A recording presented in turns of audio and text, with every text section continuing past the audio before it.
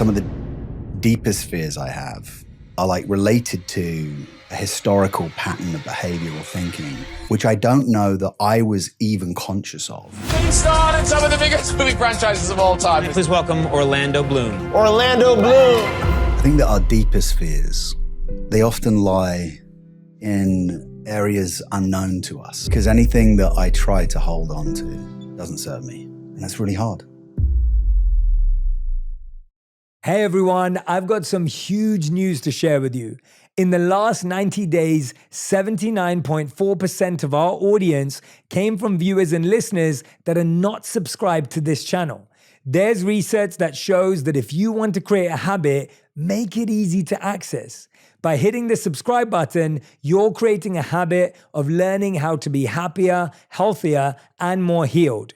This would also mean the absolute world to me and help us make better, bigger, brighter content for you and the world. Subscribe right now. The #1 health and wellness podcast. Jay Shetty. Jay Shetty. The one, the only Jay Shetty. You know, you were saying you're new to the world of podcasting, but it seems to be something you're opening yourself up to. Where's that coming from? Well, first of all, I love what you do. Thank you for having me. It's so beautiful to see the messaging you put out in the world. To the Edge is the first time I've worked in a unscripted space, and I'm very proud of it. And I thought I'd try. I haven't intentionally not done podcasts. I just haven't. And I've been wanting, as you said, to work with you for ages. So I was like, to at least sit down and have a conversation with you. And I tried to get to one of your speaking engagements, which I wasn't able to. But it's like, I just thought this is an opportunity to like have a heart-centric conversation. And I love the messaging you're putting out. And actually, Edge is a show that came up. It was the brainchild of a period of time that I think was really challenging in the world for everyone, through COVID, where I think fear was sort of around all of us. We were all like, wait, what? What are we living through? This is so unique. And it was sort of palpable in my environment. And I'm not comfortable with fear. I'm always like, I run into it. I want to transform it. I want to, it's, people say, what are you afraid of? Right. Oh, sharks. I'm like, I'm afraid of fear, because it's like, I want to confront anything in my life that feels challenging on those levels. So actually, initially, I would love to have spoken to you on my show. I had this idea where I would speak to people, and also people like in blue zones and spaces in the world where people like have just got it figured. They've got it dialed, whether it's through diet, lifestyle choices, and all of the things that you speak about. It's like, I was like, I want to go and explore the people in the world that do that. And I've had this amazing opportunity with UNICEF for many years, 20 years now almost. And so I've sort of been in communities where I've seen how what a great impact positivity can have, right? Which I think is the message of UNICEF, also the funding that they support for communities.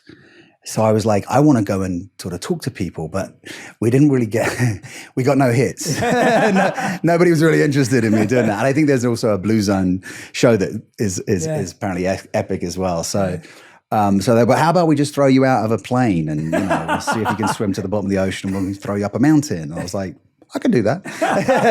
It also feeds into my sort of adrenaline sort of fueled sort of aspects of my life. I think, as a kid, I think I just was so active and physical and sort of approached life with that fearlessness. And in some ways, that was a blessing, but I definitely came out banged up and bruised. I think I was diagnosed with dyslexia when I was like maybe 9, 10. So I had some extra schooling in that space, and that really helped me because I had a kind of unusually high IQ, but I just was really challenged at focus and concentration. I think I was probably undiagnosed early on with like probably ADHD, which I've subsequently kind of come to realize that was definitely something that I've been navigating, and now I've kind of found my way through to the sort of magic of what that can be for me. Do you remember your earliest fear as a kid? it's funny because I'm an actor, but I used to just be terrified of getting on stage. No way. I had real stage fright as a kid. I was actually, my mother enrolled me into a ballet class as a kid. So until like, I think from probably a tiny toddler until I was maybe 4 or 5. And I think at around 4, we did this performance in Canterbury at the Marlow Theatre, which is the biggest theatre in town. Pretty big theatre, actually. And we did a little ballet show, which was just me there was probably a whole lot going on. And I'm 4, so I don't entirely remember. But I do know that I was dressed in a monkey suit. I remember having a really hot, itchy monkey suit on and having an itch on my bottom. And I was a little embarrassed, so I turned around to scratch my bottom so nobody would see me. But the whole audience just ripped because kind of cute, right? This little. So I think my first fear was like, I think it like being on stage. So I kind of, I did all the National Youth Theatre stuff in London. I did youth theatre. Everything I could do at school was my sort of start. And I was just constantly, every time I did it, like I used to remember walking on stage and I'd be like, my mum used to do this. She'd be like, you can, my mum had this one thing and she'd shake her fist at me. Says a lot about my mum. But she'd shake her fist and say, you can do it, And so I had this thing and I'd sort of go, and then I was quite, I was confirmed in the Cathedral of Canterbury by the Archbishop of Canterbury because it was like where I'm from and stuff, which is kind of a big deal. Religious practice was always kind of a part of my life. So I'd always sort of say a prayer as well and think and then kind of go out and do it. And and it was like never more focused than when I was on stage. And that was a great feeling because otherwise I think I was struggling in school to articulate my thoughts or follow or continue my thought thread. So yeah, I think fear for me was that, which is ironic because of course now I'm, then I went on to being an actor, but and also I have I think at 16 I moved to London, which was quite young, and I was on my own to do my A-levels, and it was when I was 16 that I met a Buddhist practice.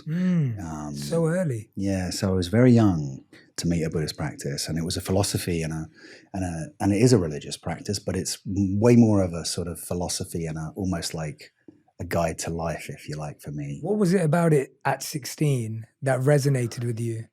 I think that having left the sort of institutionalized schooling that you and I both recognize from London and England, rather, not London, I was in Canterbury, but I went to a private school. I had a pretty solid middle class education, but so it was like there was sort of chapel every morning, Simpson, and so I had that sort of in me, and I think I really enjoyed that. But when I moved to London, I didn't find a church or find a community, and it was when I was studying for my A-levels that I realized that I needed extra art for my sculpture exam, which I hadn't thought through. I'd given up art at quite a young age. I just didn't have a teacher it was unfortunate. So I met through my best friend. I met an artist. He introduced me, and I did extra classes. I'd sort of go back to Kent. He was actually from Kent, so I go down on the weekends, and he'd set me up in a room, and he'd say with an easel, and he'd say, "Here, just do this." And I'd hear him in the other room, and he'd be going, "Nam-myoho Renge-kyo, Nam-myoho Renge-kyo," and I'd be like, just carry on. And one day I walked down. So what are you doing? He goes, I'm just chanting that you're going to be really successful in your exams and you have a really successful life. I was like, cool. Well, will it help? He goes, yeah. I was like, great. So I just got down on my knees. I was like, Nam-myoho Renge-kyo, Nam-myoho.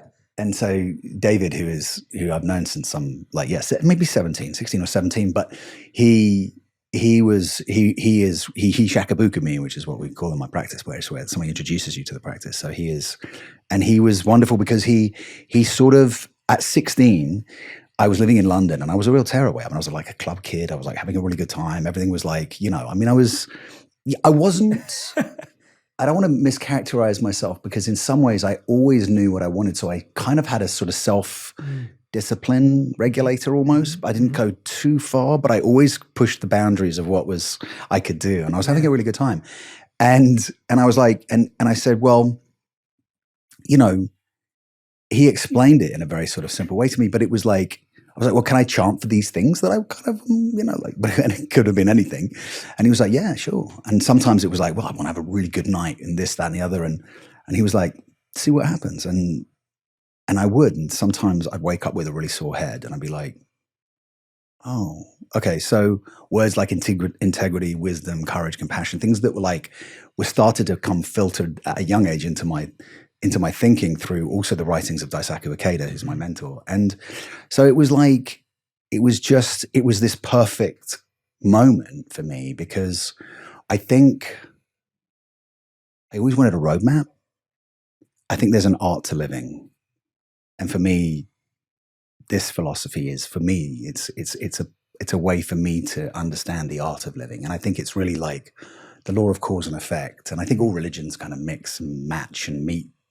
The central core of all practices, I think, is one of, goodwill, I believe, right? Mm-hmm. But there's almost like science, like cause and effect, what goes up must come down. It just sort of, it worked for me as an idea. And so, yeah, but it took me 4 years. I Shakabuku, my sister, my best friend, and it was like, and one day my best friend goes, well, I'm going to go and get Gohonzon. Gohonzon is this scroll that we chant to. And I was like, wait, you what? He said, I'm getting Gohonzon. I was like, and he'd been chanting for like maybe, I don't know, 6-8 months. And I was like, okay, I'll join you. I was like, I've been doing this for 4 years and I hadn't, or, years and I hadn't.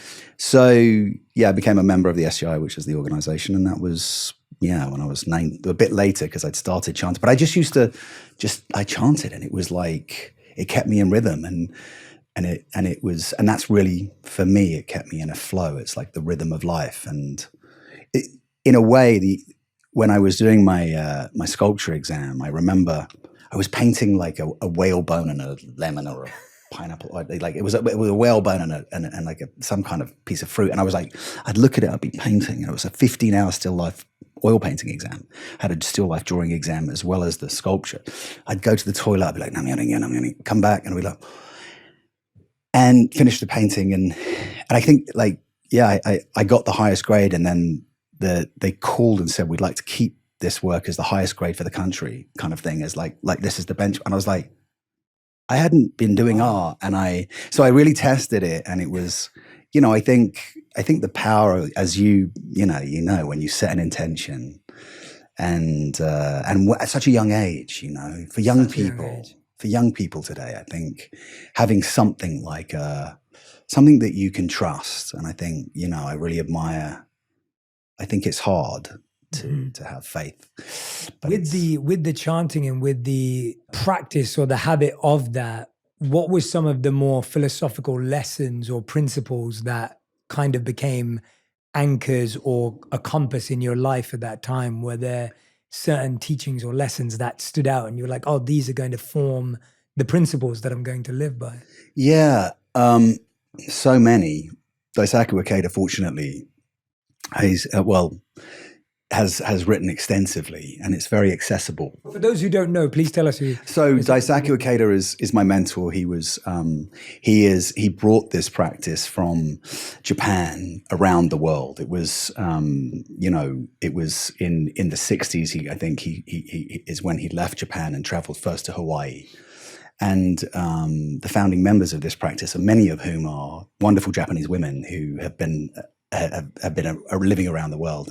But he brought this practice to 193 countries, I think now. His mentor, Jose Toda, and before that, Jose Toda's mentor, Machaguki, in the 60s in Japan, brought this practice forward. And Daisaku Ikeda really made it accessible. He wrote extensively.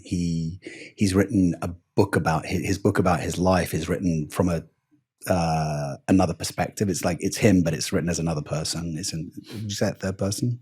Well, if it's not the same, but if it's him, but it's not. He's got a pseudonym for who it is. Yeah, right, a pseudonym. Yeah, right. So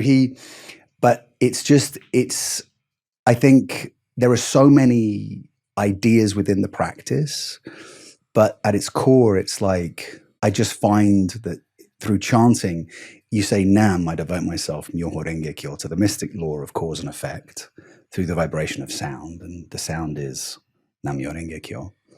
Myoho Renge Kyo is the title of the Lotus Sutra. And as you may or may not know, but yeah, Shakyamuni, or the Buddha, Siddhartha, he wrote sutras, meaning teachings, and in the last 8 years of his life, it was the Lotus Sutra before he passed that he sort of proclaimed as the teaching that would lead all living beings to enlightenment in this lifetime. And so that's why we chant Nam Myoho Renge Kyo being also the title of the Lotus Sutra. And then I recite 2 chapters from the expedient means of the lifespan chapter from the Lotus Sutra, which is part of this practice, which is beautifully Japanese because it traveled from India through the Silk Paths and landed in Japan. And it was Nichiren Daishonin, who was in 1270 around then. So you call that the 13th century.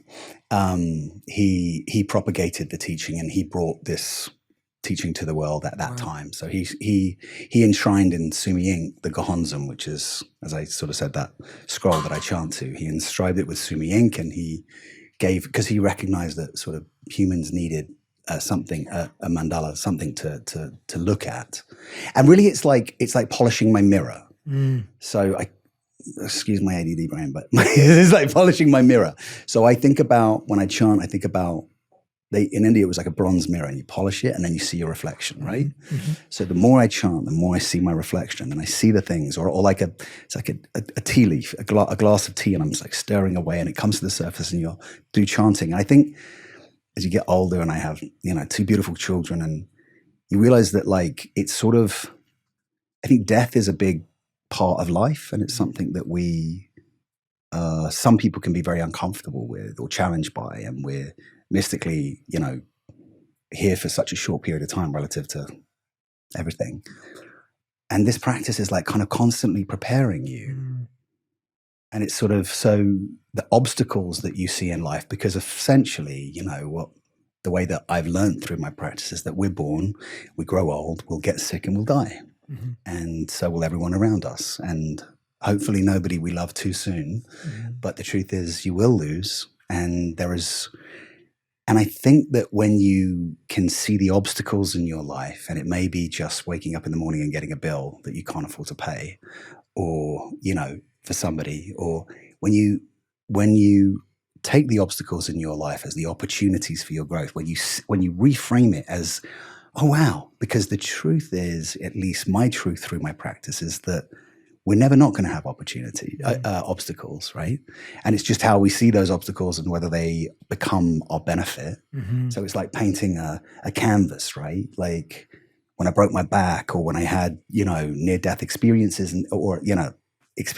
I say, about a few kind of interesting things in my life, or a heartbreak, or a heart reveal, or, something that happened in school, or things like those are the deep colors in your canvas. Otherwise, everything's a sort of like plain, nice, and you want those rich textures, right? Or at least I do. So I found that,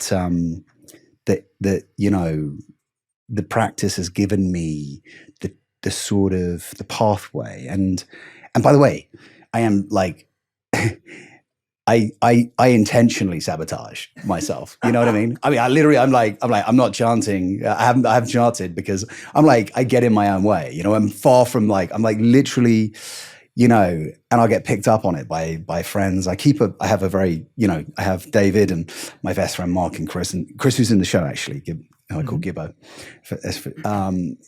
We all practice, and so we kind of keep each other kind of accountable a little bit as well. But as you get older, I think you probably experience in your own way, but it becomes so much harder, just to keep that kind of that faith in everything because but it's been for me I think I was such a young age to get it. I know people who are born into it because their parents were so, and that's like this fortune baby I call it, and that's so blessed, such a blessing. But the 8 winds is something that Nichiren Daishonin wrote this book. I didn't intend this to be all about Buddhism. I love it. It's beautiful. I'm just like riffing. It's beautiful. But like he wrote the Go Show, and it's like letters to his disciples. And it's crazy because they're written in 1270 something, in the 13th century, but they're so weirdly current. Like it's a bit, because it's like, there's a samurai, Shingo Kingyo, who I kind of like see myself as like, maybe I was, I have this like nice idea of who he was, but like he he had shared the practice with his master, and his master was like giving him all these lands. And then all these other samurai were jealous. And so they tore his character down and he was banished. And then he managed to kind of come back because of his practice and communicate to his lord. And it kind of worked. But it's like, we know that story. It happens in every office or in every city, or at least, we've heard it time and time again. So they're so sort of current and relative. But Absolutely. The 8 winds is a really great, is one that I grew up. A wise man is not swayed by the 8 winds of praise, censure, honor, disgrace, pleasure, suffering, prosperity, decline. And, Wow, that is really powerful. And that was one that just like, for me, it was like, just, I don't think I think I've been swayed many a time. How does one not get swayed by praise? And what was the second word? Praise and censure. So the opposites, yes, right? Yes, so, yeah, exactly. Yeah. So how does one not get swayed? Yeah, I think as a younger man, and I don't like. I feel I'm young at heart, so I can't like. You look young, man. Some years ago, when I was what I feel like really in the eye of the storm, and just like my whole life was just like tabloid fodder in some ways. It felt like constantly, and anything I did, I think that was really challenging for me. It was like, and I don't think I didn't have any kind of major meltdowns, but like I was really upset about how my character felt like it was being dragged. Actually, it's why I started an Instagram account, which I started very late in the game, but I only did it because actually my partner Katie had said, it's a really good way to gather the reins and create a narrative. And like, now I know it's like, I don't know how many people even really use. There's so many different new app things, media platforms, but in a way it kind of was it sort of helped me to kind of create my own narrative, at least, and to put messaging out that I felt was, reflected my ideas and views, which obviously are mostly very centered around my practice. And Daisaku Ikeda, really, his writings. I love seeing you post about Daisaku Ikeda. It's one of my favorites. So he says he has phenomenal. Beautiful things. And so, so I think I just kind of, my practice definitely helped me with that. It was definitely anchoring. I think I got very good at hiding, which I would never encourage. And but in a way I kind of like, I got very good at putting a hat on and moving through the world without. And, if I could go back, I would probably say to that kid, like, you know what? Shine it, bro. Just you're here to make mistakes. And if they're public or private, they're the mistakes that's that deep purple in your canvas. Yeah. Just, it's not really how you go down, it's how you get up, right? So, and trust your heart, trust that you're in the flow. And that's something that I don't think I had a lot of, as a kid. So as you move on, you just go, well, the noise just eventually subsides. And now I'm like, have a perspective on it just from years. And I'm like, it's helped to know, I think but it was definitely through chanting that I think, and my practice and friends and the community that I had around me at the time, and also being on the road and working so much. I think I just most of it was just like, didn't really look at it, didn't really pay attention. But hearing you say that, I mean, what's beautiful is that it often feels like so many of these lessons can only be lived and understood when they're lived, but it's helpful to know the lesson you're learning and how it fits in. Yeah. It's almost like you had to go through that. You couldn't have asked yourself to deal with it better or do better at the time. No. But the fact that you had this lesson, philosophy, practice to guide fall back you on, or to like kind of understand, give me perspective. Yeah. For sure. That was a massive blessing. Yeah. When you're talking about fears and your first fear all the way through to this, obviously when you watch the show, there's this feeling of the external fear, right? Like the idea of jumping out of a plane, the idea of rock climbing, all of these things are naturally inherently scary. Right. What's the internal fear when you're doing it? Like, what is the dialogue that's going on? Because obviously you're quite a reflective, thoughtful individual. What's really the fear? Because it obviously isn't jumping out of the plane for you. Yeah. I think it comes back to trust and faith, right? and self-worth, right? There are protocols that you follow. Like all of these like adrenaline junkie athletes that you see, you know, maybe posting a 15-second clip on a social media page, have spent their lives and potentially weeks, days, years, hours to perfect whatever it's you're seeing for a 15-second moment. And, you know, like Luke Aikins jumped from like the stratosphere without a parachute, landing in a net. Camila Jabbar, who was my freediving coach, along with Will Trubidge, who runs this vertical blue competition in the Bahamas, where I was diving. Supreme athletes who, you know, Camila has swum to, she's the Mexican world record holder of like 80 plus meters now.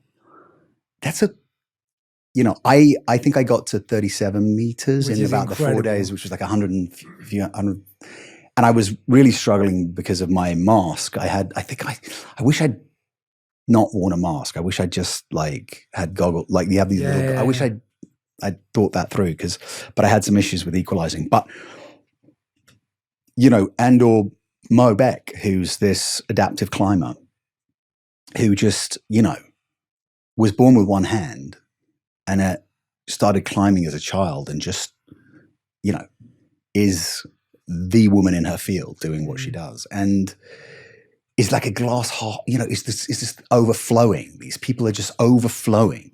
But what it is that they are experts and it is a life choice almost, right? So in a way, like people have said to me, oh, have you gone back to doing the wingsuiting and I'm like, I really can't wait to do that. But it's like, it's not something you just dip in and out of, you know, it's a real lifestyle choice and it's a commitment and it's something that gives you excellence. And I think so trusting in that moment that trusting myself, for me, it was about becoming capable, right? In a way, like learning to follow the protocols, learning to be present enough to take on board everything that's being told to me so that I can apply it to the moment that I'm in. So when I'm in the plane and about to jump and I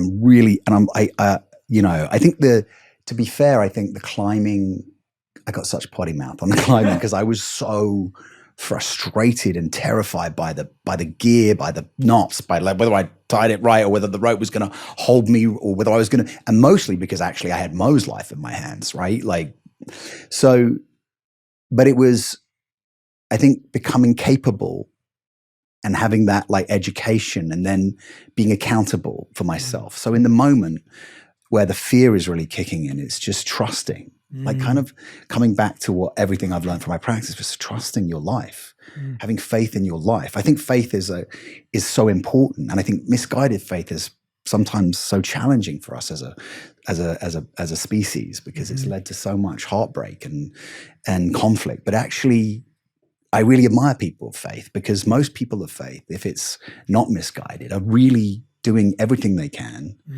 And because it's my Buddhist practice, we'll try to be respectful of all faith. You know, I kind of feel like I know my path is the right one. I'm like, I wish everyone would join me on this. But I totally respect that everybody has their path. And I think that's what it comes down to, right? Respect. So it's like a bit of it. The whole show was a bit of a human experiment for me. And I think the experiment and the lessons that I continually learn was a bit of like self-respect, becoming capable, trusting my life, and trusting that this was part of an important and necessary part of my life.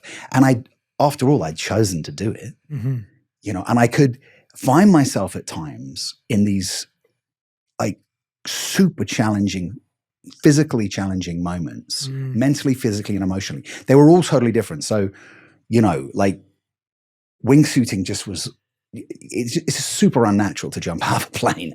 And then I think what Luke said to me was that I'm probably the first person to have jumped at 26 jumps. Wow. So 25 jumps, I got my A license for skydiving, and my 26th jump was in a wingsuit. But he had me on this trajectory, but he knew from what he was watching, and, you know, we were working every day for, you know, not even that long, but he knew that I was capable to do it. So the free diving, I just didn't know if I was going to come back up. I was like, wait, what? What if because I had, and I think I was emotionally really challenged by this idea, like respecting my life, treasuring my life, because I think in some ways in my youth, treasuring my life, valuing my life, understanding the value of life and being grateful for it in a very profound way. Like I think I have, a stadium of angels or Buddhas or whoever you want to call them. But, and with climbing, it was like, I'd find myself in these moments, as I said, I'd be like, I'm really having a hard time here. And I would I had this, one of my assistants who became a producing partner who I was working with for so long, who knew me so well, but I would just be like freaking out. She could see I was freaking out, but I was freaking out about something like, why am I wearing this t-shirt? What does this t-shirt mean? You know what I mean? Yeah, it was so interesting how the mind, right? It's like you become, you know what I mean? Instead of just getting in I became very, I was like trying to control the environment, control the things because I felt so out of control. Like this t-shirt is not the right t-shirt or whatever it might be. It was like, for me, it could have been anything, but it was like, because I needed to control whatever I had on me because I felt so kind of out of control in some ways. So as a human, I felt like it was a human experiment, honestly. Like, I was like, how much does it take for me to crack? How much pressure before and what does that look like in some ways? But in a way, like, that was I kept coming back to Namyo Renge Kyo. What is meant for you is not going to go away, right? It's not, and but it was my first time in an unscripted world, right? Yeah. I think because of the nature of my upbringing, dyslexia and education, that was such a challenge, although I got it all, did it all.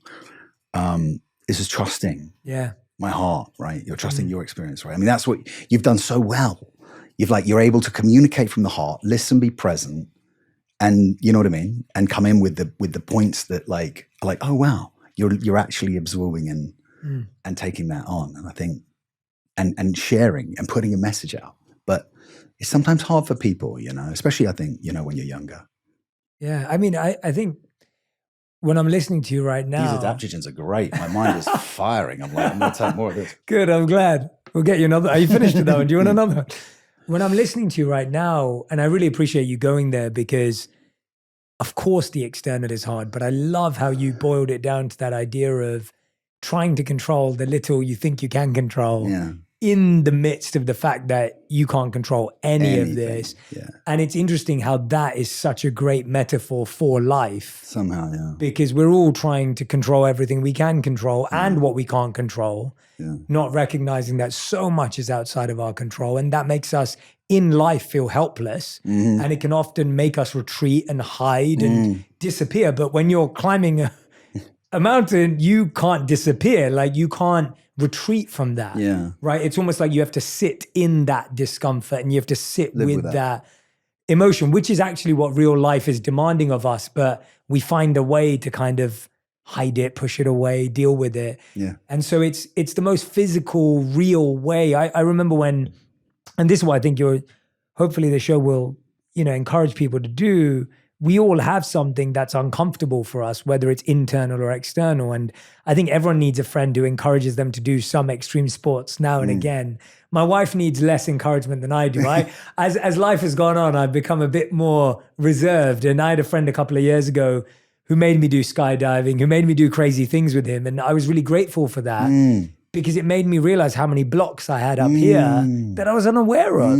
I thought I'd conquered so many blocks, but there was still so much lack of trust and so much lack of that feeling of, oh, actually, I can sit in discomfort. I was almost trying to get away from discomfort because at one point in my life, I'd put myself through so much of it. Right. And now just wanted to be in a comfortable space, which is fair.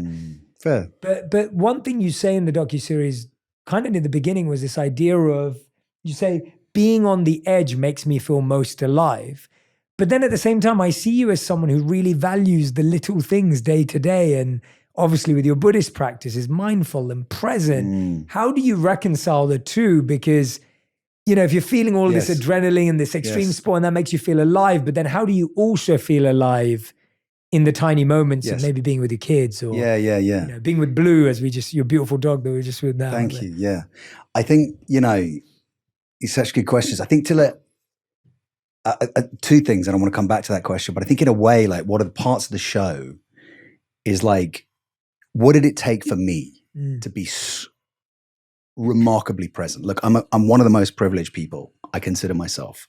The experiences that I've had in the world, in life, I feel just so grateful all the time. I wake up feeling grateful, and you know, I feel, you know, that partly that's my practice to give me the opportunity. But for some people, it's like, look, just getting up from the couch and going to the kitchen. What does it take for them to do that? I know through COVID, which was the idea, it's like, what does it take for that person just to go to the park, just step outside, take your shoes off, socks off, stand in the grass and look at the trees, and just. That may be all it takes, but it may be so challenging for that person. So like, yes, for me, you know, when I was kind of raw dogging it with all my kind of ADD and just things happening, I was just like in it. I say that because when I say raw dogging, I mean, I was just like, I've subsequently found like a really amazing like peptide, which is fantastic. That's helped me really kind of connect my thoughts at times, because sometimes it's really disjointed, but in a way I love that about my thinking, because it kind of is sporadic.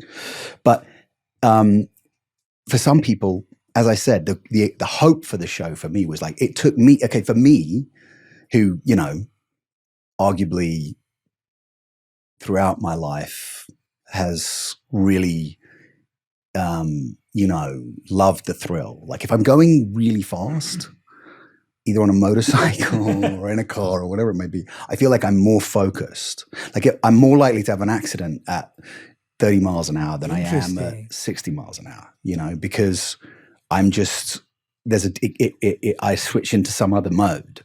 And it's kind of true for everything I've done in my life. Like if it's really up against me, then I'm going to step up in a whole other way. Like for example, Lord of the Rings, where I was like my first movie really. And I'm with Ian McKellen and Ian Holm and Christopher Lee and Viggo Mortensen and even Elijah, who I'd seen in movies, and, you know, like these amazing actors, all of whom had so much experience. And it was an amazing gift. But it was also like, okay, step up, you know, and the blessing of that. So I think you kind of take that high of these insane things that you're doing, but it's all really like relevant to like sometimes I can wake up in the morning and I just can't figure out even which way to go. You know, I'm like, I can feel like, I'm like, wait, what? I'm so grateful, but wait, what am I? My brain is like, it's like trying to bring it online, and it can be really overwhelming in terms of, you know, so it's like back to chance, back to breath, back to presence, back to stillness, back to gratitude, back to like, I had this, I think I had this kind of really remarkable plant journey, medicine journey. And, you know, I set an intention around the feminine, because we touched on my mother briefly, and I was like, you know, my mother gave me this, which is wonderful, and loved me wholeheartedly, and was in boarding school at the age of 4. So it was like, didn't really have a full, you know, sense of what nurture and things was, but she was so is and remains so loving, and a great opportunity for me to continue to grow and evolve.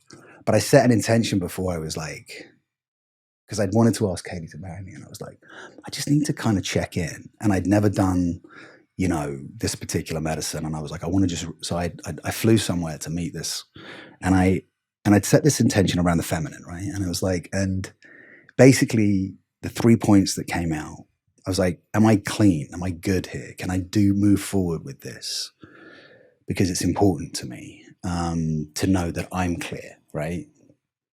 And And so it's with Aya, right? So you get this feeling of, and somebody had explained to me that you have this amazing feminine energy coming at you. And I think you're supposed to do 3 cups, and I took 5.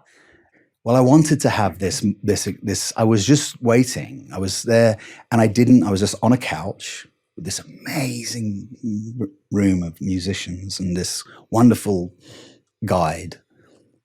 And he just looked at me at 6 a.m. and he had been journeying with me, and he was like, "You want more?" And I was like, "One more."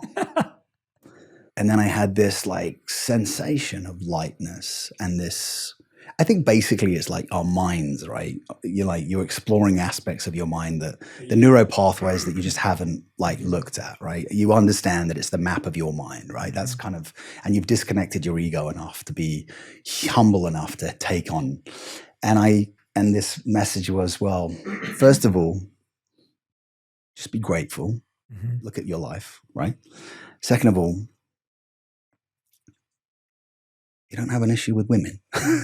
Look at your life, wonderful women in your life. And even if there are aspects of women in your life that you have, it's all been part of your evolution. But maybe the feminine in you, it was like she was, there was this, it was like, so maybe you could nurture a bit more of the feminine in you. Right. And I was like, okay. But it was like nurture, I guess the creative artistic side, the just like pondering and poetical and things that I hadn't. And then, but the last one that I remember that was it was like, whenever you're with somebody, it may be the last time you see them again. You just don't know. So make it great. What have you got to lose? You may never see this person again. We don't know. Life is like, you don't know. So just make it great. Because at a young age, I'd had a real challenge. I'd had people come at me consistently, right? And I'd be like, and I'd be in whatever mental state or moment that I was in. And sometimes I'd be just like, and all they want is this moment. And it's so easy for me to just go, hey, yeah, photo, sure, yeah, here, that, no problem. And then carry on. But sometimes it was just like, it felt like almost acid because I was just, what it represented at a different time in my life was a restriction, right? And I wanted to feel free. But I think that moment of that thing for me was like, you may never see this person again. You don't know. Life is not built like that. So just make it great. It's not hard, right? Or at least leave it with that, So I think that was did I answer the question? Yeah. No, I mean, so much, you gave me so much more to unpack there. I love it. I mean, on that point, I do think if we lived in a world where you genuinely believed that any moment with anyone could be your last. Yeah.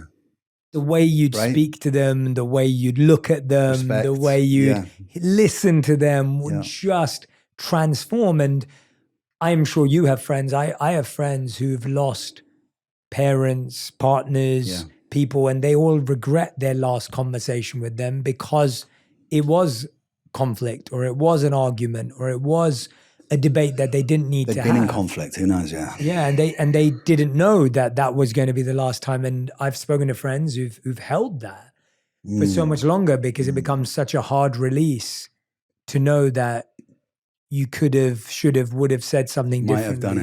Might have done it differently. But going back to what was revealed to you and even that, I mean, I look at relationships as such a area where so many of our fears are brought to the surface. I found this with my own wife. Like, we've been together for 11 years and married for 8. What's the secret? And it's being comfortable with the idea that she is also the deepest mirror I'll ever have. Right. Because no one in the world sees all of my flaws, all of my mistakes, all the moments when I'm not perfect. I always joke about how like my wife knows whether I meditated this morning or not. Like no one else does, but my wife knows. And my wife knows whether it was quality or whether it was distracted. My wife knows whether, my wife knows whether I left my socks on the floor, whatever, just whether it's silly or deep, she is in a position. And when your partner doesn't abuse that authority and doesn't use it as a form of control, but actually reflects back some care and compassion, it can be a really, it's almost like you can't grow without it. What scared you about relationships, and what, like you said, you had no problem with women, that wasn't a thing, but what was revealed to you in your relationship? Yeah. What's been revealed to you in your relationship is a better question. I think I'm constantly learning to let go. Because anything that I try to hold on to, whether it's good or bad, doesn't serve me. Not in the relationship, and it doesn't really serve either of us. And that's really hard to keep letting go and to keep letting her go. You know, the idea of, because I think when you're in a deeply loving, committed relationship, you want to control or own or have, and you know, even just letting go of ideas of how things should be, or the idea of what intimacy or intimate moments are to you versus them, or how, you know, whatever it may be, because you've chosen that person, you're on a journey with that person, you know, you're going to learn this lesson. And if you've chosen that person, then that's the person you're going to learn that lesson with. You know, I mean, that's the opportunity, right? That's real. Yeah, that really resonates. I feel like that's why we'd rather let go of the person and have a new 6-month period with someone new, because you don't have to let go in that 6 months. Like that 6 months is almost full of holding on, and every idea and every hope and possibility remains intact. Like you don't have to dismantle it or question it or break it down. But you are so right that the amount of misconceptions I've had to let go of as we spend more time together. And I think it's going to change every day, right? Absolutely. It's like every day I choose you. Yeah. You know, because also, you know, your wife is changing, right? 7 years from now, she's going to be a completely different human. Yeah. You have no idea, right? You know, you clearly have been around each other, and you do probably have a sense, but we don't know. You don't know. It's the same thing as like, I may never see that person again. Yeah. Every day, you may never see that version of that person again, or, you know, whatever it may be. But like, yeah, we're just, you know, I'm forced. I seize the opportunity every day to grow. And as you see from the show, I'll never choose the easy path, you know, like it's just not who I am. Yeah. And, you know, in some ways my relationship is the greatest opportunity for my continual growth. And, you know, and I know we both see it that way. So that's how we grow, and we do. And she will not, you know, she'll hold me accountable, and I'll do the same. And sometimes, you know, you'll be confronted by your own self, you know? And I think, you know, trust, right? Trusting your path, your journey, your faith, that this is what's meant for you. And then, you know, the universe will take care of the rest, and making mistakes and going, okay, I did that. Sorry. I sort of am like, there's no, I think I've, you know, seen how, learning more, like the mistake. I think very early on in life, actually, weirdly, I didn't enjoy making mistakes. Does anybody? I don't know. Maybe some people really do, but I didn't. I wasn't comfortable with messing up. It'd be hard to find someone who enjoyed making mistakes. Yeah. And yet any sage or worthy will tell you it's only through mistakes that you grow, right? So it's like going, okay, you know, like that's where the rich stuff is. That's where you're gonna. So I just try to keep growing, and, you know, accepting, and, you know. Yeah. How does it feel to introduce your Buddhist practices and teachings to the kids? Like, how does that work? I'm fascinated by. Well, yeah. How, I say Namyo Renge Kyo to Daisy, and sometimes on the other side of the world on a movie, she'll be like, I say Namyo Renge Kyo, and she'll go, Namyo Renge Kyo. I think, and Flynn chanted, you know, I did the same with him. And I don't like, so Flynn's mother has a beautiful faith in life, I think, and I really respect it. And I don't challenge any of the things, his views that he's obviously imbued through his mother. And, you know, we love to go on walks. I love to go on walks with my son, and we talk a lot. I try to, you know, and at different stages, look, he's 13 now. So it's almost like dad is getting pushed aside, and I kind of know what that feels like. I was the same, you know, so I try not to take it personally. Yeah. And I miss him, and I'm like, I just text him, I love him and I miss him. But we have these wonderful walks and talks, and I kind of just throughout whatever we're saying, I try to keep reinforcing just the undercurrent philosophy and thinking of my practice, and which is just, you know, are you respecting? Are you, you know, if there is that kid in class who's not, you know, are you supporting that kid that's not getting the support? Because that's where you'll find the richness, right? Because I kind of like, I know that's in his heart as well. I see it. And funny, he said to me, Dad, you know, I'm really good at just bluffing. And I think like, but this is him at 13, you know, flexing a bit in this way of trying to kick. And he was like, yeah, but Dad, I just knew that would be the thing that people would appreciate. I'm like, good, well, just keep working that then. Yeah. Because even if your thinking will try and make you say you're going to do, just keep working that. Even if you think it's like you're putting on a show, fake it till you make it. You know what I mean? Yeah, just keep trying to do the right thing. And eventually you'll start to realize what the right thing is, right? But I love to walk and talk with him, and I just don't overwhelm him with it, because in my faith, I believe by saying Nam Myoho Renge Kyo. Say to me, Nam Myoho Myoho Renge Kyo. Nam Myoho Renge Kyo. Nam Myoho Renge Kyo. So by saying this once, you never have to say it again. You protected 7 generations in your past and 7 generations in your future. Oh, thank you for that gift. That's beautiful. So I believe that. That's Deeply beautiful. believe that. And I believe so sometimes I will just walk up to somebody and say, just say Nam Myoho Renge Kyo, just once. Yeah. And I'll tell them that, and then I'll walk away, whatever. And it'd be like, I believe that. It's like finding a needle in the eye of a haystack. And so you never have to do it again. You've done it. 7 generations past. I'll see it every time I see you now. And if you ever, good. Yeah. And if it was something that resonated with you at the time or at the moment, then great. I encourage people to do that. It's not, you know, I'm like, well, this is how you do it. It's not a meditational process, right? Yeah. Like a meditation I do as well. I have a meditation, TM practice. But for me, it's like yoga for the mind. You know, it's like when I'm really stressed out or feel like, you know, that too much coffee. Do you ever get really stressed out? You seem so like, chill. Yeah. I'm sitting here opposite Jay Shetty. Do you want me to show you the other side of me? No. I mean, like, you can see, you'll see the climbing episode. You'll see the potty. Yeah, I haven't got there. You'll see the potty mouth and I'm like, I redline, bro. I'm like, I really, like, mostly I'm like, I can really, I can be in the red. Like, and that's something that I just try to navigate. But I like that. I embrace it.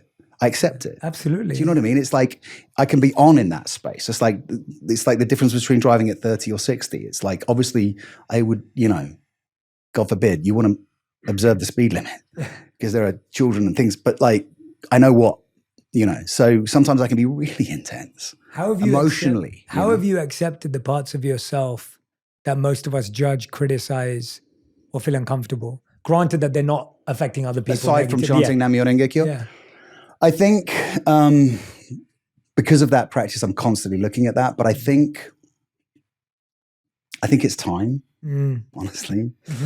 And I think it's experience because the experiences have taught me like that, you know, shame is not my friend. Guilt, shame. If you spend too much time in that negative thought pattern, you know, we're light energy. We're like little planets, right? But if you broke our bodies down, I was having this conversation with somebody who was giving me a massage the other night. She's this amazing woman. And she was like, but we're like little galaxies. If you actually dissolved us, the trillions and billions of, cells and everything, it's like a little galaxy. So we're all little galaxies going around the planet, right? In a way. So all of that energy, which as you know and talked about many times, but it's like it's whatever you're saying, you become, right? As we all know, all these old adages are so true. So it's not like, but so yeah, I think for me, it's like the shame game doesn't work. I don't want to receive it from anyone. I mean, I had this amazing experience, and I went 6 years ago, maybe 7 years ago now, 7 years ago, more than 7 years ago, nearly 8 years ago, I went to the Hoffman Institute, which is this wonderful, yes, yeah. And it was, I'd been seeing Katie for a year and I'd broken up, and then we hadn't actually, we'd broken up, yeah. I'd been seeing her for a little while, and then we had broken up and we got back together.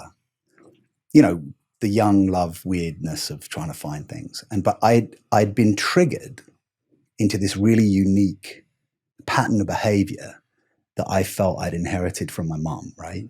This thing of like, see me, I'm here, you know, with my mom. I'm over here. You know, I think, you know what I mean? And trying to get the attention, right?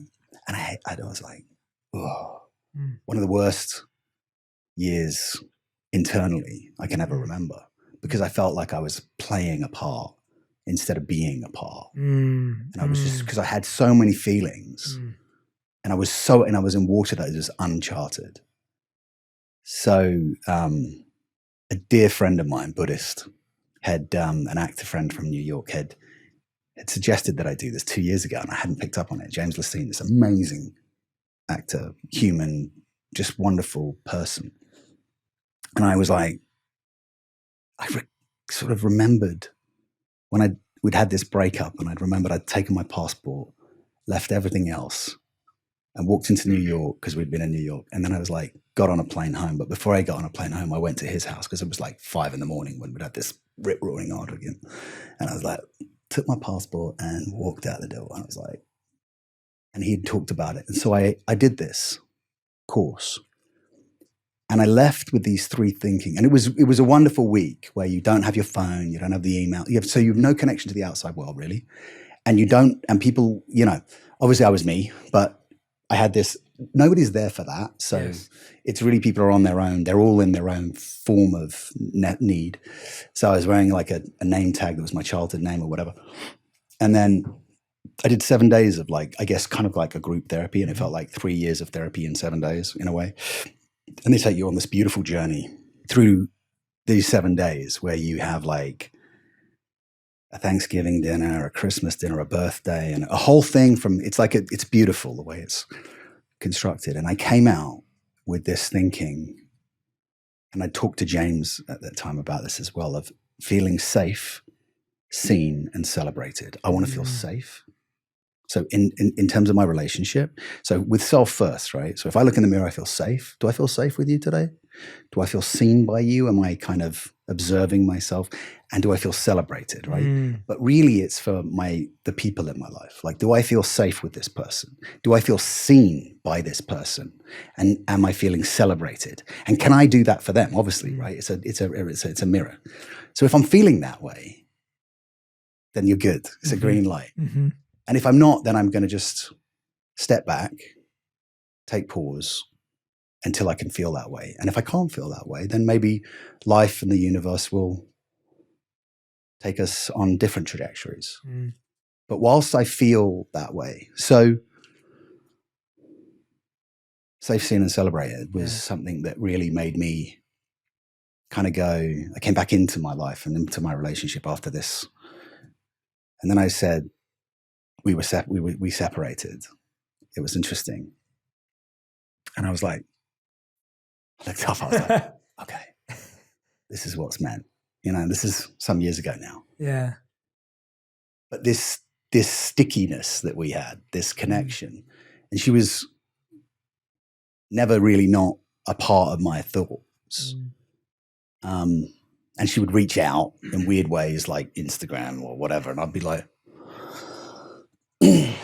processing, and I was like, and then I made a sort of decision because I had this safe, seen, celebrated thing, not to see her unless she would. And then she actually did this Hoffman as well, wow. And had an amazing experience herself. Wow! And so we just kind of, I think it was like it created a foundation. So we're constantly sort of bouncing off this thing, and sometimes the foundation's really rocky. Of course. And sometimes I don't know. You know, sometimes like, is the universe? Are we still going? I gave her this picture of a tree, you know, and I was like, and it was this beautiful. I bought it in India, I think, but it was these two trees growing as one. I was like, this is what it should be, right? Yeah. So long as we can, the branches can go all over the place, but the roots and the base of the tree the trunk is growing together.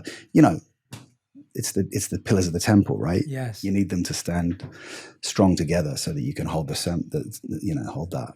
Yeah, but it's been That's great criteria though. I like that. Safe, seen, and celebrated. Yeah. It's like a beautiful way of checking and connecting wavelength. Yes. The visual you just painted right now of the two trees feels perfect. Like that visual just resonated so strongly. Sometimes people are not up for that as well, though. No. You know? Sometimes they're not ready for that. It can be really overwhelming. It can be really overwhelming. All of your good intention, right? All of your desire for the greatest outcome can be super intimidating and overwhelming, depending on whether your wife is ready in that day, in that moment. And as we know from, the remarkable, I had this, I thought I was like, when I had Daisy, my daughter, I was like, I feel like every man should have a daughter before they get married in a way, because it's like you see every emotion under the sun in the split second. And it's like, and you have nothing but love because you're there. Yeah. There's no judgment. There's just like, I'm just like marveling at her explosion of emotion. Yeah. And she'll be like, no, daddy, no, dad, mommy, I want, and I'll be like, if I'd been in, a partner, a reflection of a partner doing that could have really messed me up at different times in my life. Wait, what? Yeah. See me, look at me, look at me, look at me, look at me. I'm over here, mommy, I'm over here. Whatever it may be. Our patterns from childhood, whatever that may be. And I'm like, oh. And it's in a way, it's like, so I can have those, with a powerful human, that I've chosen in some ways every day. Yeah. It's like, got to keep leveling up and trying and making mistakes and going, okay, no, that didn't work. Or I'm going to do this and that's, no, don't do that. You might, but sometimes it's very interesting, isn't it? I think the masculine in relation to the feminine, like my mind map again, like I'd set an intention around and it was like, oh no, it's not women. It's like the feminine within you. It's like, but in this world that we live in, it's like trying to find the right level, because it's not like obvious, it's not, there's no, it's, I think people are always, how do you have the right balance? It's like, you can't. It's like sometimes you're just really, overly, edgy. And sometimes you just like, you can be that, you can hold that big space because in your mind you're capable. But, I think it's just choosing, right? You just keep choosing, you choose life and you choose to go on a journey and you choose to keep it real and you choose to, for me at least. Yeah, I feel what you said about, like for me, my sister's like 4.5 years younger than me or something. And I feel like I remember holding her when she was born. Last year I got to walk her down the aisle at her wedding. Oh. Like, and it was, my nickname for my sister is Kid because I've treated her like my daughter since she was born. And she's always felt that way to me. And you're so right. Like my wife will always say to me, gosh, when you're around your sister, you're just, completely different in this. And it's that fatherly, brotherly. Does she like that? Well, my sister. No, your wife. Does she? She finds it adorable. Oh, she finds it adorable. She's like, lean into that more. Is that not really, not so much? It's just like, no. It's just like, no. She finds that adorable, but she sees what capacity I have for tolerance and for what you're saying, that being that bigger holding space. When you have your own daughter, when you have it for that love, and you're so right that when you've been able to experience that, it's so much easier to understand. I always feel like I was raised by my mom and tried to raise my sister the best as I could. And it was almost like that's made me a better husband than I would have been. Right. Because I had a different experience with women that I wouldn't have had if I didn't have a younger sister and I had a younger brother or whatever it may have been. Right. And so that resonates very strongly. But also this idea of, I've seen myself act with my wife, with the people I love, in a way that I don't like at all. And I've seen myself act in the best way possible. And I'll oscillate between the two depending on where I'm at on any given day. And it's what you said earlier, that it takes two people to be able to let go, it takes two people to be able to forgive, it takes two people to be able to not over amplify or underreact or overreact. And you're constantly playing in that space if you want a loyal, committed, long-term relationship, which has very different positives than a short, easy, quick moment. And quick fix, Yeah, and it's almost like, it's what you said, it's choosing what you want. Once you decide we have that idea in my practice. Once it's like, and Sensei discusses, once you decide, your whole world will move in that direction. Yes. Once you decide, you know what I mean? Everything is set up for the universe to support that decision, but you must decide, whatever it may be. And then if the wheels fall off along the way, you realize that you've decided and there are mistakes, but then you set about fixing. And I wrote this like a mission statement when I first met her, because I wanted to try to articulate all these crazy feelings that I was having at the time, which was like a reveal that I hadn't had in a long time in somehow. And one of the things that I said in this like this letter I wrote her was, we're going to bring our little kids out. Our inner child, we're going to bring out, and I'll duke it out with you as much as you like, so long as you just promise to keep getting up. Because it's like, if we don't get up, I need to know that like you'll duke it out, I'll duke it out, but that we'll get up, and keep, because it doesn't matter about, you're going to go down. People are going to make mistakes. Things are going to happen. Life is set for that. It's not meant to be. The opportunities, as we said at the beginning, for growth don't come through an easy path. They're not when everything's going great. It's when the shit's hit the fan, right? And that's when, so I kind of feel like I'm constantly like, when's the next one? Next lesson. When's the next one coming? But how much humility do I need to learn today? Or what do I need to do? And what choices have I made that have led to this? And how am I going to own that? What's the difference? What's the difference between that? Because I resonate with that. I always say to people that when things are going bad, work hard. And when things are going good, work harder. Right? You're always pushing yourself to learn, grow, evolve more when actually things are good. Because a lot of us, we do the opposite. When things are good, we get complacent, we get lost. What is the difference for you between that mindset getting exhausting versus energizing? Because I think a lot of people would say, gosh, if I'm always having to figure out what to learn and what message and from the universe and my partner, that's exhausting. Yeah. But it seems like you're energized by that, which is what you see in the show. Like you're energized by the idea that there's more to learn. What's the difference? What have you found? How are you able to sustain that level of wanting to evolve and grow? I think that I just came in that way, bro. That's just how you're built. I think I came in that way. I think we all come in different, right? When I reflect on all of the opportunities for growth in my life, they all reinforce this idea that this is what I need to learn at this time, right? In retrospect, when you're younger and in that moment of crisis, whatever that may be. And listen, I didn't have a mobile phone until I was 20, right? But there is a window of time in my life which is almost like a void because of the immense pressure and experience that life was throwing at me at such a rapid pace that I literally can, like, there are almost feel like blank spots, right? Like I can't even, like my best friends would go, well, remember when we went to Japan on that press? And I was like, we went to Japan together? I'm like, yeah. I'm like, okay. So,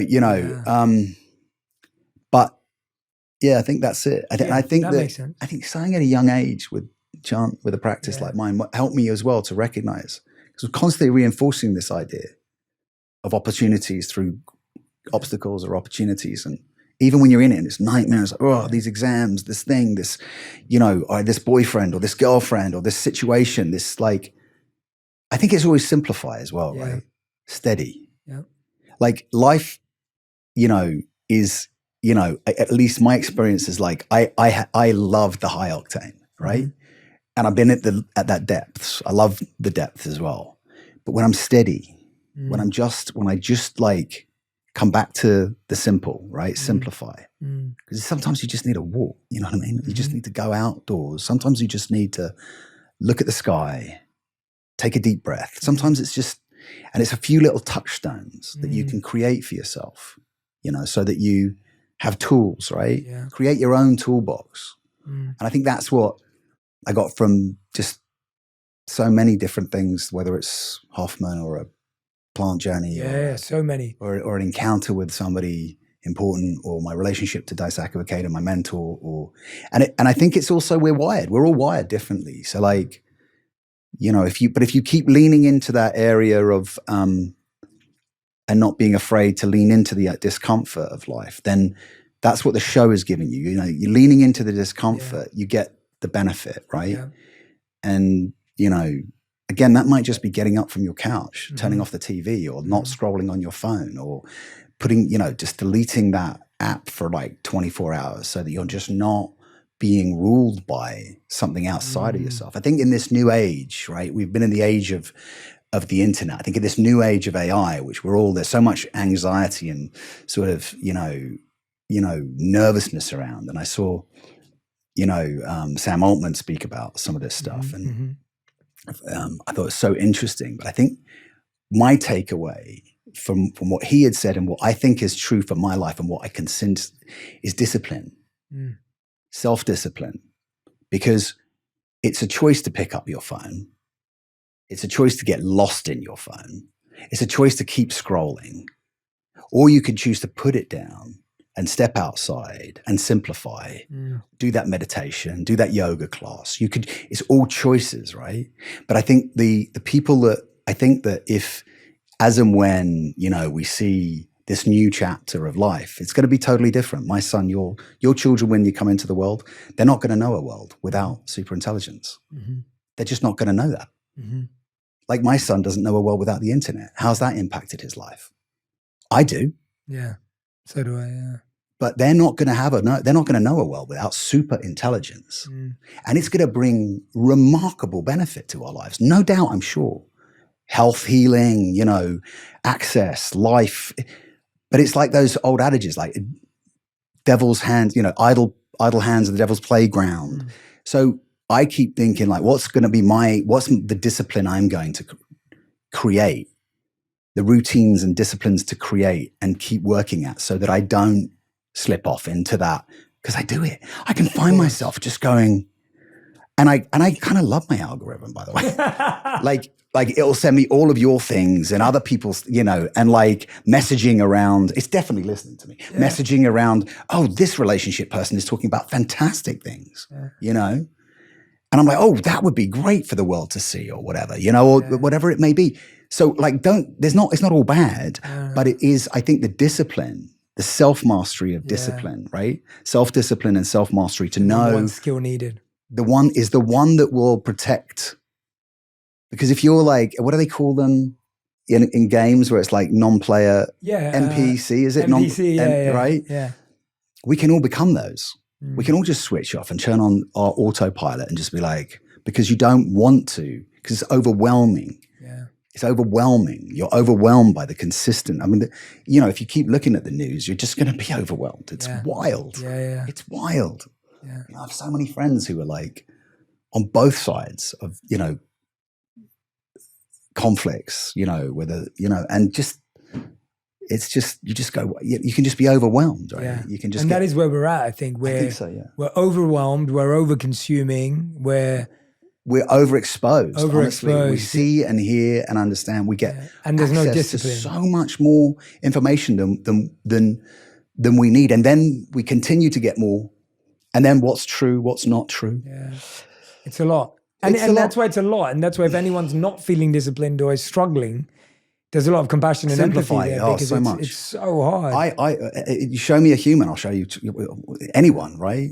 Yeah. You know, and that's true of relationships, right? I think one of the things, like Laird and Gabby Hamilton were a big part of my life at a period in my life a few years ago where I was separated from my partner, Flynn's mum, and I was living kind of on my own in Malibu, and they were such a really beautiful couple.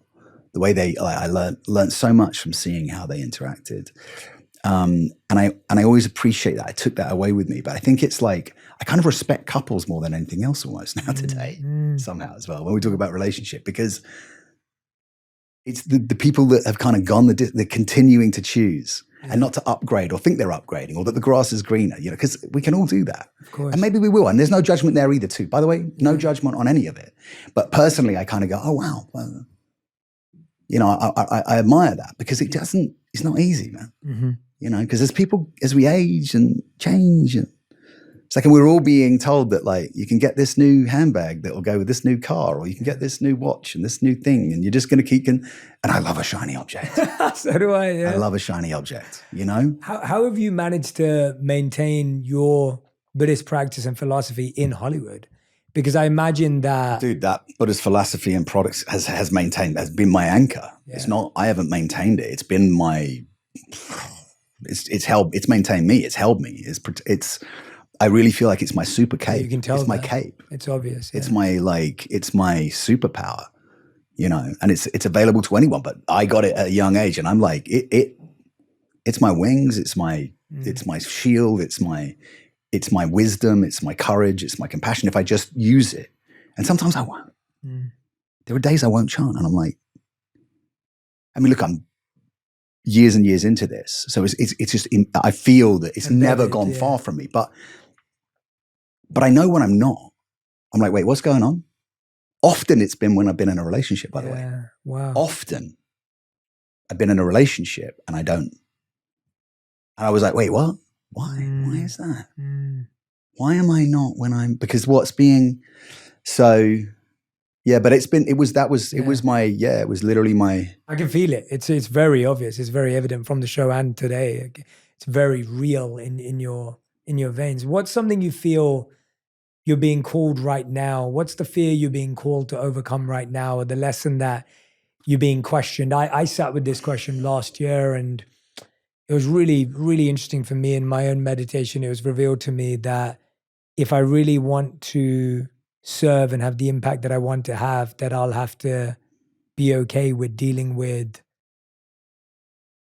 more stress, pain, external kind of energy coming at you to overcome, yes, so that you can yes. I'll have you can paint a bigger canvas. Correct. And have but a bigger. It will require that. That's and that was a very interesting, almost request or question that I was hearing from the universe or from God or from my own spiritual practice of, this is what's required of you. Are you ready for you? Are you okay? What have you heard that or felt that you are being?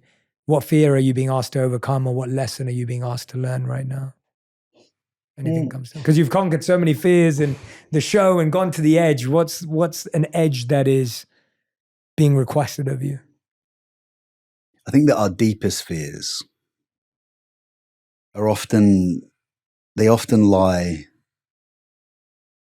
in areas unknown to us, subconscious, even in our subconscious.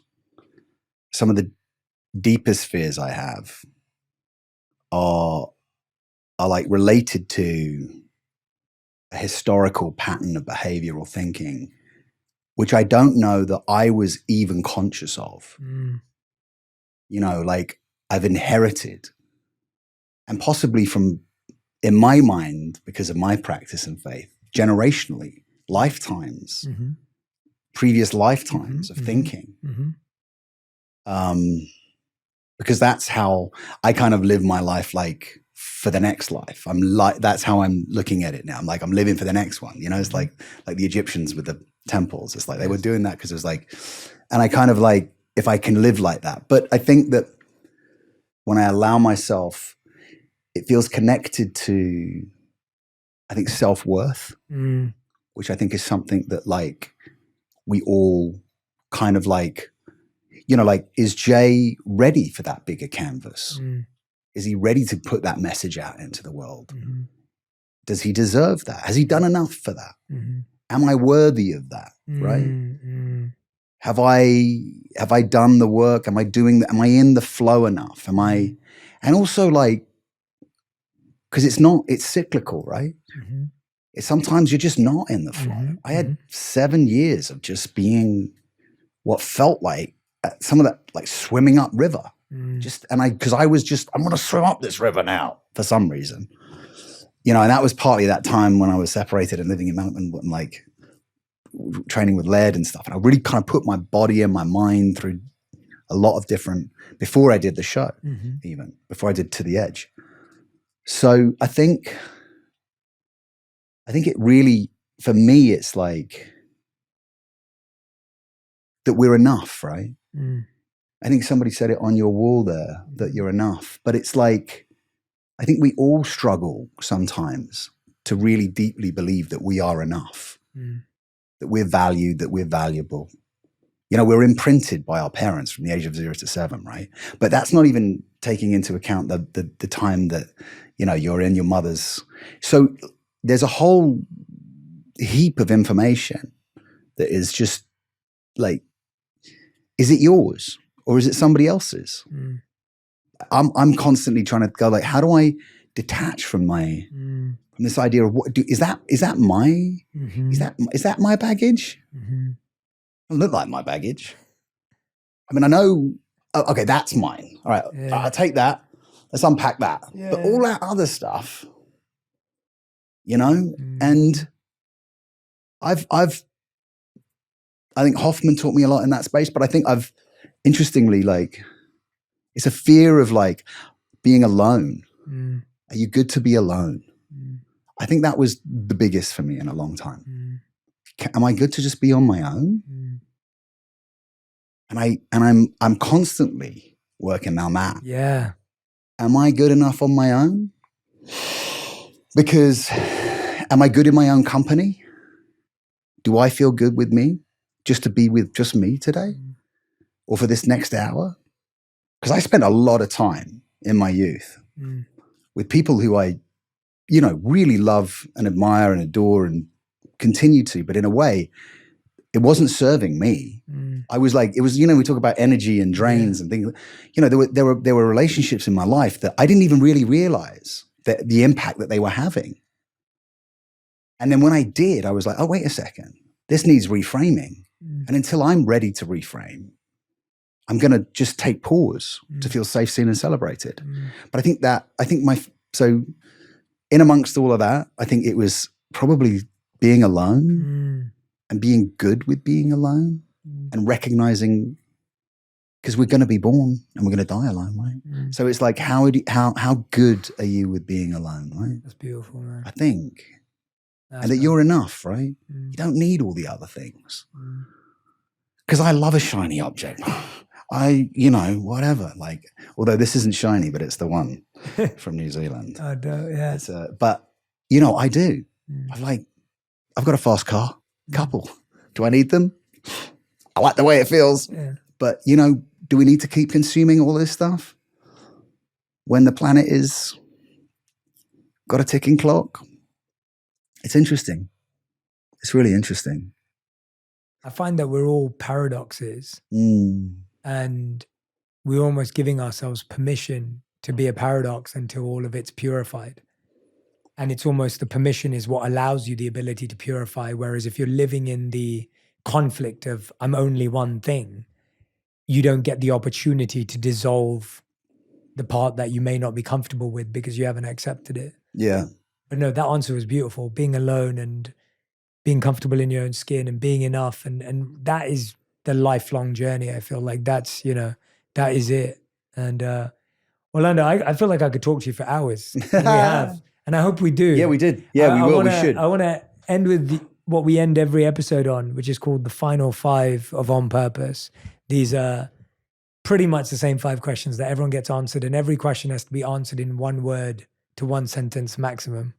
Okay. So, gosh, I hate that kind of pressure. These are your final 5. And you can take your time. They're thoughtful questions. Orlando, these are your final 5. The first question is, what is the best advice you've ever heard or received? My mother used to say, have respect from the doorman to the director.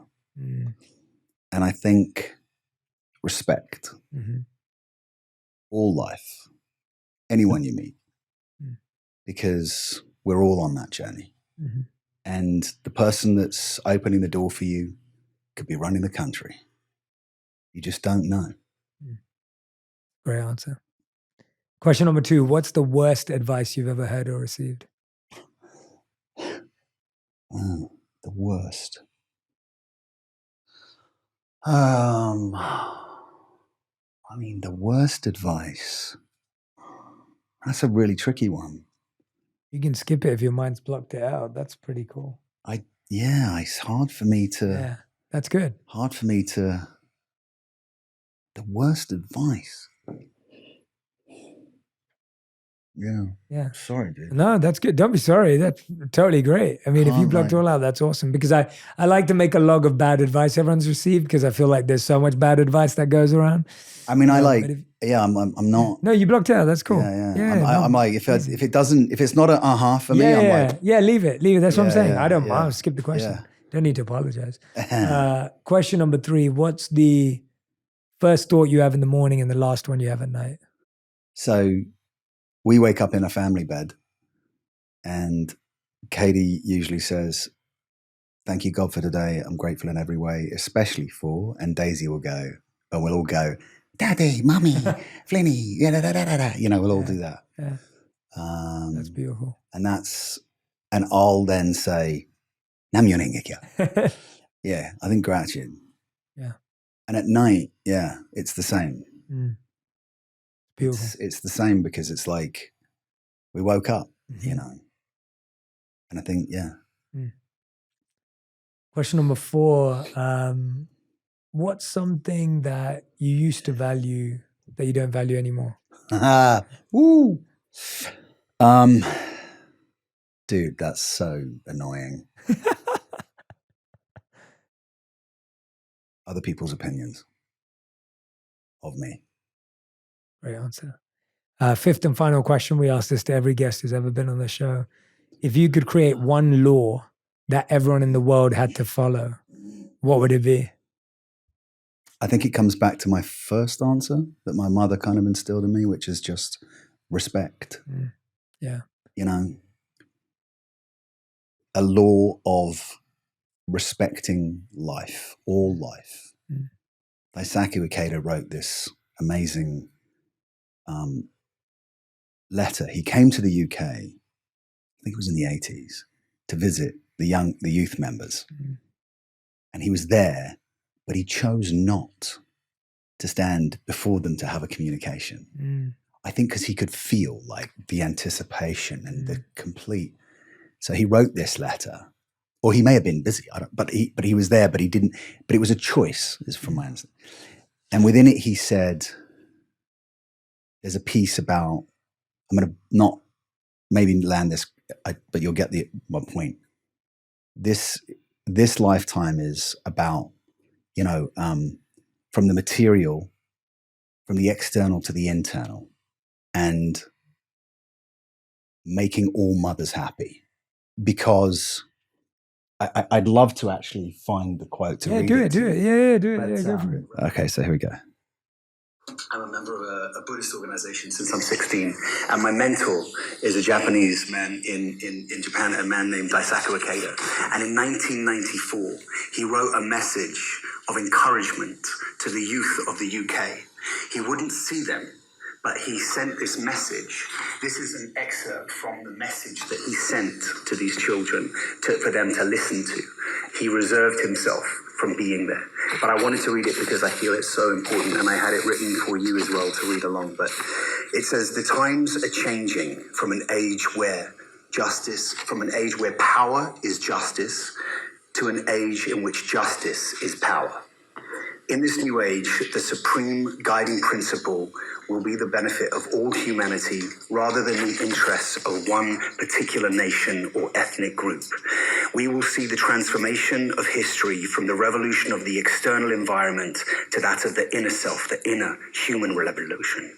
It will be an age in which the actions of leaders will naturally be based on the guidelines of making all mothers happy.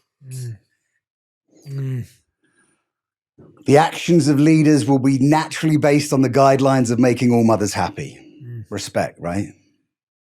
Because we can't, us mortal men, really fathom, the power of what it means to be a mother in the world. But like if we can have a little bit of, because, so interesting, isn't it?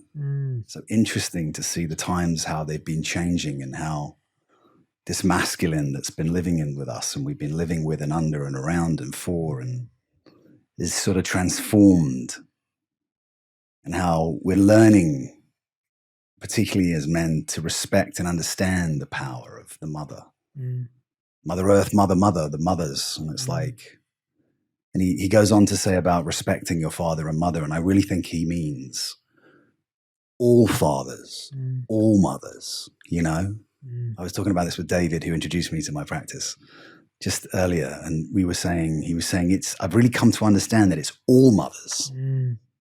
Respect all mothers, respect all fathers, particularly because they hopefully have some sense, of the value of life. And there are some people that don't. Of course, there are some people that's not.